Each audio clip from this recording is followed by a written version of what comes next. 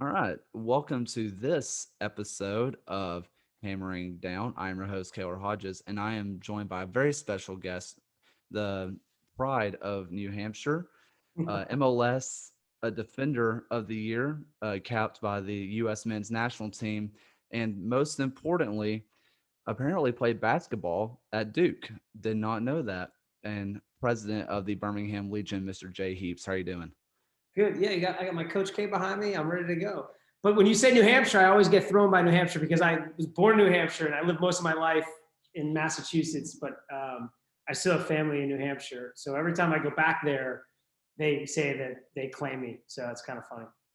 Hey, that's all right. You can be the pride of multiple states. That's totally all right. All right. Well, I'll take it. well, I want to because I just did not know this. So you played all 4 years basketball at Duke while also being a star forward, being all SEC all 4 years. How in the world did you manage that? And what is Coach K like? There's a lot in that. So I did a little bit more sitting on basketball than playing. I definitely took some splinters out, but I'll tell you right now, I would not have been able to become a professional soccer player if I didn't play basketball. When I think of it now, my kids are playing sports, and when I think of time and the time crunch, that was always difficult. But I was always a better student when I was in both sports, actually. So the way it was set up is I was there on a soccer scholarship, which was great, but I ended up making the basketball team. But my soccer coach didn't want to let me just play basketball. So Coach K and he worked out a deal where I became a full basketball scholarship player, and then the soccer team got another scholarship to go use. And because soccer scholarships are, the soccer team only has 9.9, they were able to use it where basketball had, at the time, had an extra one, and I was able to get it. So I was basically sold for a full scholarship. That's what my soccer coach used to say. Like, yeah, you're a basketball athlete. But I laugh because, look, I played soccer all fall, and then once the soccer season ended, the regular season ended, or playoffs and everything, I would then join the basketball team, usually around late November, December, and then I'd be with the basketball team all the way till however long we went. But soccer season would then have a spring season. So in the spring, I would do soccer in the morning and then basketball in the afternoon. And that was always when I was at my best, though. That was when I was studying my best, because if I had an hour and a half to study, you had to study because there was no time the next day because you were locked into what you're doing. So, and don't get me wrong, I also had fun. I don't want to act like I didn't have fun either. So I was a pretty good balance of how to go to school, work hard, but also play two sports and have some fun on the side. So it's funny that you said that you were best at soccer when after doing basketball, but people like Steve Nash said the exact opposite, that they were best at basketball after playing soccer. How No, say did it was the whole thing. I was better at both. It was for I was I love the I guess I was saying that was when I was at my best, like in my academic is what I was kind of leaning. I was at my best when I was playing both. When I would do, I'll be honest with you, I think I would always play better soccer after basketball. When I think back to high school, like if I had a basketball game than a soccer. Sometimes in basketball, unfortunately, after playing soccer, you're too physical. Like that was what kind of the craziest story I got into was when I was playing at Duke, and it was actually it was Duke UNC, and we had gone in the morning. We had gone for a like a soccer kick around on like my soccer team, and then the Duke basketball game was in the afternoon. I didn't think I was going to play, so I played in this morning soccer game, and then the Duke basketball game was later that afternoon. And sure enough, I get into the game, and I was pretty fired up, and I bumped into one of the players, Jeff McGinnis, really hard, like you would in a soccer game, but it ended up being intentional foul, and it was a mess. But the reality was it was because I was pretty jacked up and used to the contact in soccer, but in basketball it can be too much. what I there's not many people that can say they did what you did. Not only to do it at any school, but at a school at a high level of soccer and basketball like Duke. That is, I mean, that's absolutely insane. I appreciate it. Um, So you were typically a forward at Duke, and then you were drafted to go down to Miami. This was the Fusion, obviously not Inter, which is down there now. And you were more of a midfielder defensive type. What was that transition like? Yeah, so when I went to Duke, I was more of a winger forward, and then during my freshman year, I was more moved to like I was more of like an attacking, slashing midfielder. But we played a 3-4-3, so I would always kind of be middle and play with wingers. So I was really, as a second forward on the offense, and on defense, I was more of a midfielder. So that was how I played in college for all 4 years. A couple games started as a number 9, but very, very few. But in high school, I was always a forward. But the transition, then when I went to Miami, so I was drafted there by a Brazilian coach. It was the first time I ever played this. He wanted to play a 4-2-2-2. So the width came, think about it, you have 4 backs and you have 2 defensive midfielders, 2 attacking midfielders, and 2 forwards. But the width came from the wingers, right? So it was really about, or from the outside backs. So we go up like this, and then the defensive midfielders would then cover the space behind us. So we had to go forward and back, and we had 2 of us. And when I was drafted, he was like, "I really want to start you here," and so it was really like playing a right midfield position, but you had the defensive responsibilities. So I really got used to it. I loved it. Played a lot of then had a coaching change later on. I played more of a right and left wing, a couple center midfielder positions, but not too much just in the back. And then when I was traded to New England, in my first year I played right wing, like right outside midfield winger. And then they did the expansion draft, and they brought Steve Ralston up after Tampa folded. And Steve Ralston's the best right midfielder in the league. So I was like, oh man. So I had to learn. I got pushed to right back and had to really hone in on my right back skills, because I became a really lockdown right back. And sometimes we played 3 in the back. So I had to learn a lot more systematic defense and tactical defense. That I was using athleticism most of my time up to that point, on how to defend, try to tackle hard and play physical. But once I was locked in as a defender, I had to be a lot smarter about how I defend. You make it sound like you were just kind of, the way you speak about it, it's like you're just some, ho hum defender, but you won Defensive Player of the Year in the MLS in your final year. And so obviously you transitioned very, very well. What do you think led to that success? Well, good teammates. You're only as good as your team, and I played hard. I think that was the key, and I wanted to. What I always did, and I try to get this, and it's really difficult. I try to teach, with my kids and any players. If you lose yourself within the team, there are going to be ups and downs, but you feel this collective, and then you just start to become so focused on trying to make the team better and trying to make every performance better. Everyone starts to get a little bit better. And that was my goal every time I stepped on the field, was to try to win the game and try to have the best possible performance as a team. And then anything individual kind of comes within that or from that. And I think that's what, you see even recently, if you watch, if you look at Tom Brady, he was someone that obviously we didn't share a locker room, but we shared a field with, and we'd see him quite a bit. And he was super approachable, and someone that, if you watch him, he wants to win, and that's what elevates him. And he's playing at 43. It's always about what can he do to make his team try to, have a better chance of winning. And when you do that, you get caught up in how, or you don't get caught up, in some of the BS that gets thrown around. Absolutely. And then just one last thing on your playing career. You finally got your first cap with the U.S. men's national team against Haiti. Mm-hmm. I want to live vicariously through you, because my chance to do that is long past me at this point. But What do you man, mean? I was 29 or 31 when I got 32 when I got my cap. So you'd be all right. You got ah, plenty of time.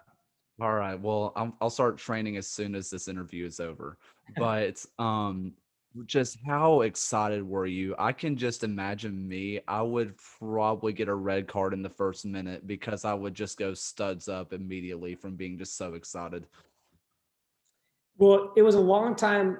It felt like a long time coming, because I had always been, not always, but I'd always kind of been I'd been to 3 January camps, the ones that are just finishing now, where they bring a lot of the, most of the European guys didn't come back, and we didn't have as many back when I was playing, but a lot of the MLS guys would go and do this January camp, and I was always there. And probably my best January camp was actually when Bruce Arena was there, and they didn't have a game at the end. It was just a January camp, 30 days of really just almost like we played internal friendlies or internal scrimmages, no friendlies. But then I was on the bench for 2 of the friendlies after January. I dressed but didn't play. And then I was on the bench for 2 qualifiers in October of 2006, where I dressed So I was on the bench, but didn't get in. So those don't count. So you're just like, God, I didn't get in that game. So fast forward to 2009, playing in the Gold Cup and knowing that we had a few games leading to that, or there was one game before. I think it was game 3 of our games. I hadn't played yet, so getting my very first start and cap in the same game was pretty exciting. And then I played every game after that, every minute of every game through the rest of that Gold Cup, through the next round, into the semis, and into the final. And that was a tough one because we took Mexico. It was 0-0 at half, and then we ended up losing 5-0 in the final. And I did get a red card in that game, but it was in the last. It was 2 yellows, and it was in the last 7 minutes, I think, of the game, like the 87th or 88th minute. There was some overtime or some extra time. Well, I guess that's one thing I can say is I have never gotten a red card playing for the men's national team, so that's something I can hang my hat on. Okay, you win. I give you that. After you retired, you ended up going into wealth management and for just a little bit before becoming the color commentator for the Revolution. That was actually at the same time. Oh, I at the same was time. working at Morgan Stanley and doing the TV broadcast. And the backstory, the reason why I did that, and this is kind of I haven't talked about this in a little while, and then a while. I always wanted to go into coaching, to be honest with you. And I was actually, before that even happened, while I was playing for the New England Revolution, I was an assistant coach at Boston College, and then for a year, and then for 2 years, I was the assistant at Northeastern.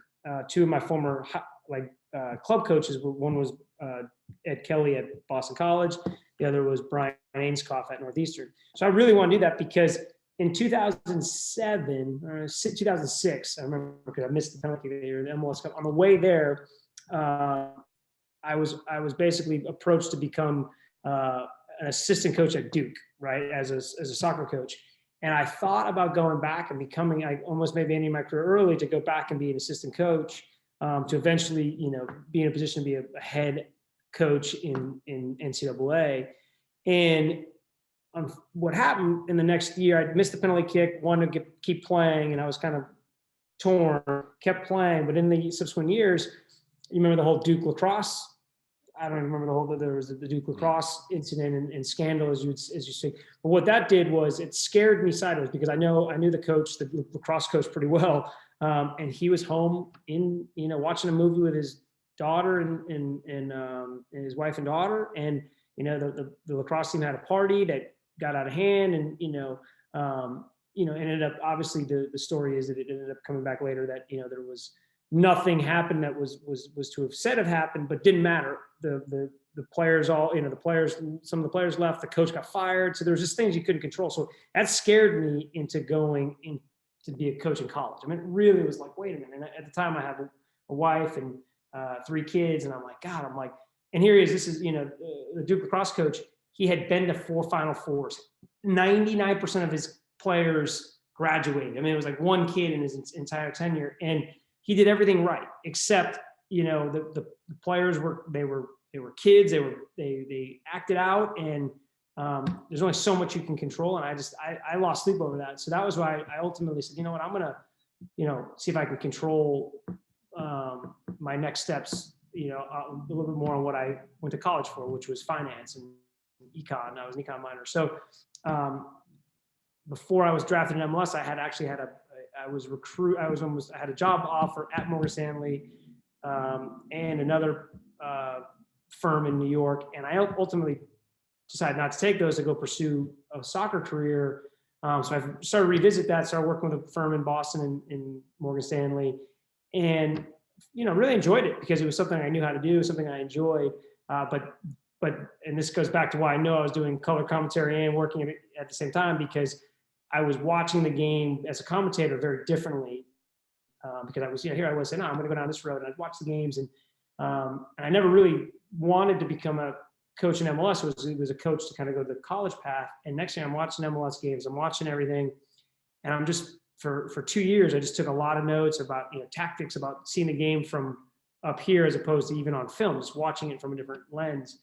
And man, my game, it flipped my mind on the game. I was drawn to it. Had a lot of conversations about potentially interviewing for a few jobs in MLS once the MLS season was over in 2011. And then New England fired their coach.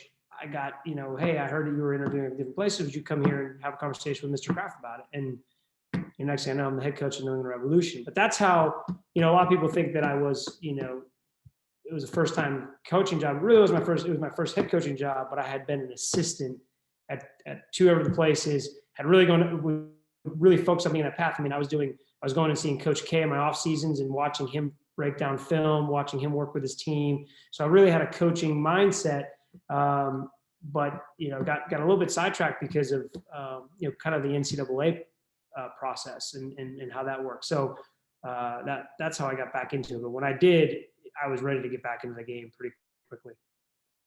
I mean, that's really insane. And I'm really glad you covered what you did because I was going to ask you about your coaching career, but I feel like you summed it up really, really well. I mean, just being able to see it from a different lens.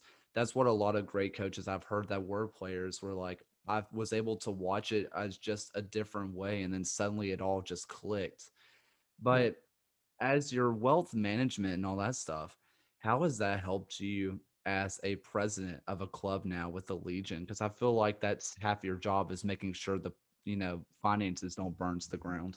No, exactly right. I mean, that's really what it is. I mean, as an econ major or econ minor, and I took finance classes. It was really about really want to getting a job that had to worry about a P&L and what revenue would look like.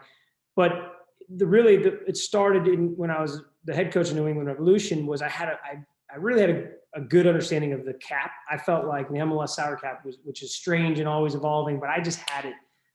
Working with our GM at the time, Michael Burns, and Tommy Sohn, who was my assistant there, you start to pick up on the cap, what all those different kinds of allocation ways, the GAM and the TAM, the things you hear them talking about, and how to work a roster where you were getting put players in certain positions in that roster that would save you absolute cap space. And when I hear the NBA, I'm actually intrigued by it, but you hear these different mechanisms. MLS has very different mechanisms, but also similar in the sense that one mechanism creates space some other way. So I really was into that and really enjoyed that and thought thought that was an exciting part of it. So coming to Birmingham Legion, having had that kind of in the soccer sense, but then also having it having it at Morgan Stanley, having it also in college as a what I studied, getting here was kind of. And Birmingham Legion, I look at as such a great project because it takes all those things that I mentioned, even however long you've been having me talk here, all those different elements of GM, coach. I understand them, and I feel like Tommy and I have a great understanding of what we're trying to do because I was a coach. I feel like I have a great understanding of what our owners are trying to do in Birmingham, what they're trying to do, from a business standpoint to make sure that we're here for the long term and that we're doing the right things. Not just in the community, but we're also doing the right things, financially to make sure that we have, long-term support from some business leaders as well. So that's why I love what I do because it's really a combination of everything that I've kind of done in my past.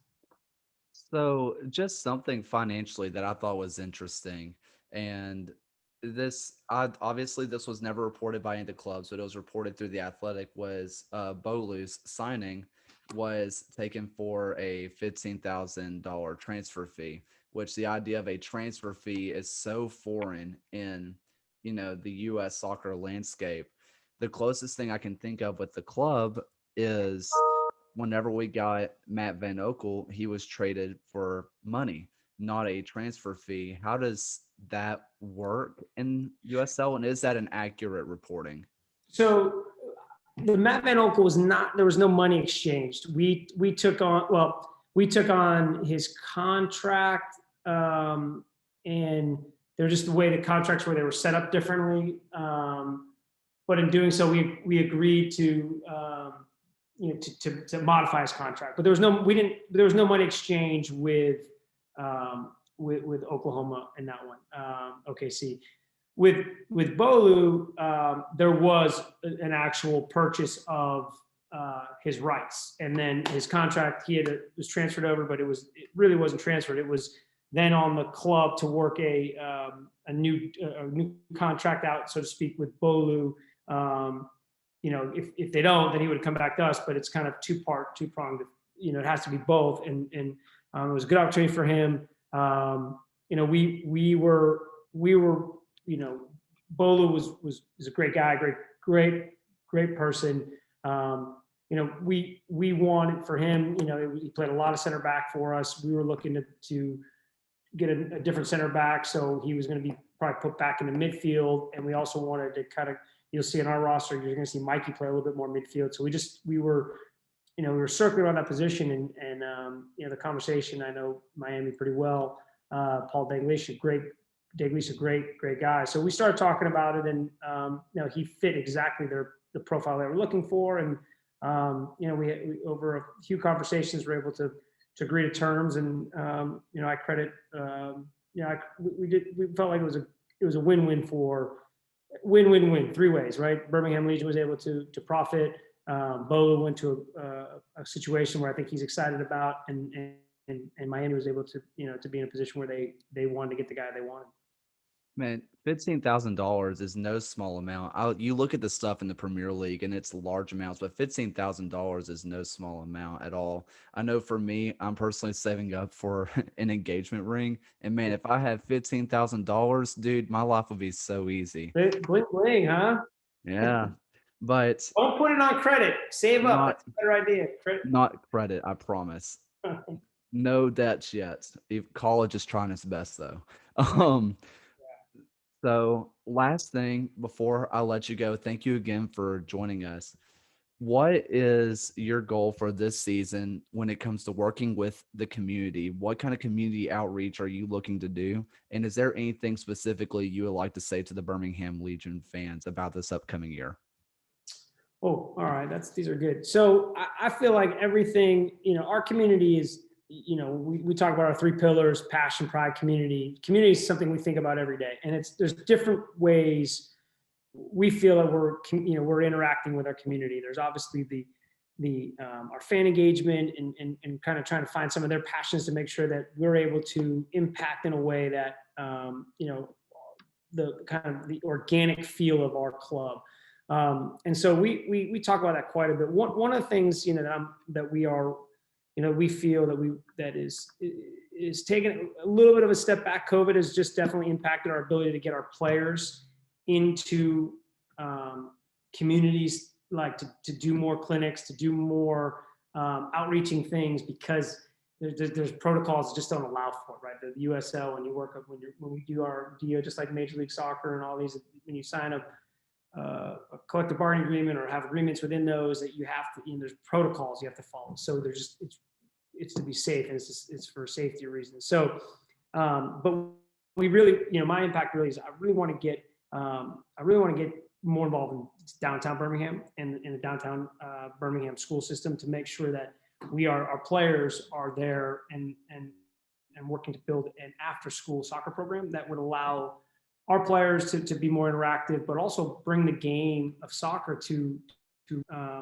downtown Birmingham, that may otherwise not get exposed to it in a way that can we talk about, soccer's a great sport is a great gateway sport for other sports, because you're moving your feet, because you're learning this intricate footwork that allows you to become a better athlete in other areas. And then on top of that, look at the opportunities that soccer brings, not just being an athlete on the field, right? For me, that's another area where I really want to show is that, sports, a lot of the focus is on how to become a professional athlete or go to college and play, high level. What about, being in this industry, myself included, being in this industry as a non-athlete? I'm where I am maybe because I did play, but there are people in my seat that never played the game at a high level, that really fell in love with the sport in different ways, commentators and different ways in. I mean, obviously sometimes it's important that you have played in certain aspects, but there's a lot of the sport that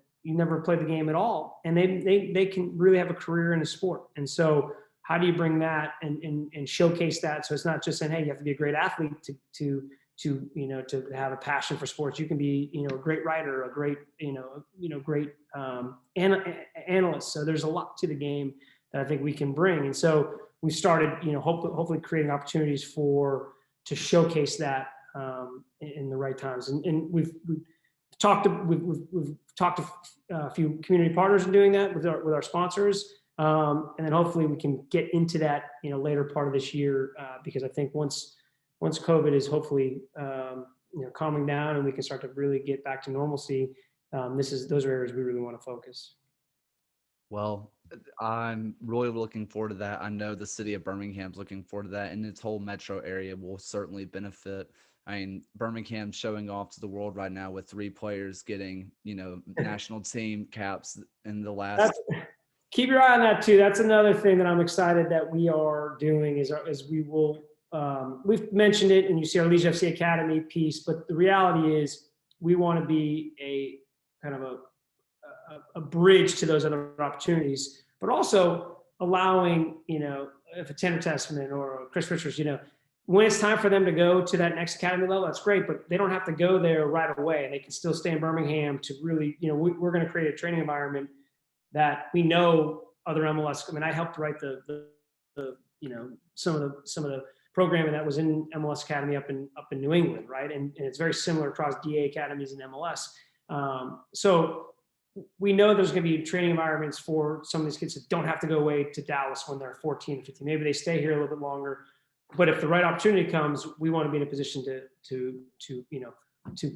help them and guide them, and then on top of that, it's a good pathway to professional. And Birmingham's got, like you said, three really good players from here that are that. And not just those three. Those three just happen to go through the Dallas pipeline. There are other out there, but I feel like the local clubs are doing a great job. You got good local soccer in Alabama that's getting better, and you've got good kind of good structure. And now we add another layer to that. We add another layer without competing with them. It's more of a pyramid in the idea that we want players to play for us, and we want them to play for their local club team as well. And there'll be a partnership in how they do that. That we're never just going to take their player. We're going to talk through that strategy of how we can have them play for USL Birmingham's academy team, and then how Birmingham Legion FC's academy team, and how they can also play for their local club team. I got the head coach calling, Tom Sohn. So we talk probably 5 times a day if we're not meeting in person. But that's how you get pretty tight relationships. Well, that's good. That's kind of interesting. Little cameo. I can clickbait that if I want, I guess. Yeah. But I mean, it's great to hear. And obviously Jaden getting his international cap, and then obviously have another, Daigo also has his international. So there's a lot of talent here in Birmingham, and it's all here partly because of you. Thank you so much again, Mr. Heaps, for joining, and sure. Hope to do it again soon. Awesome, Taylor. You got my kids playing the Robo. What is the Rocket League? Yeah, Rocket League. My son should be playing that. I'm watching it now, and I'm like, I was a video gamer back when I was little. Nintendo came out, so this PlayStation and Xbox are a little bit over my head. But man, that was fun. Well, I really appreciate it. That was awesome. I really appreciate you guys giving me the opportunity, and I really do appreciate you coming on. So thank Absolutely. You so much again, and hope to see you again soon. I cannot wait for the season to start. Absolutely. We feel the same way. Talk soon. Thank you.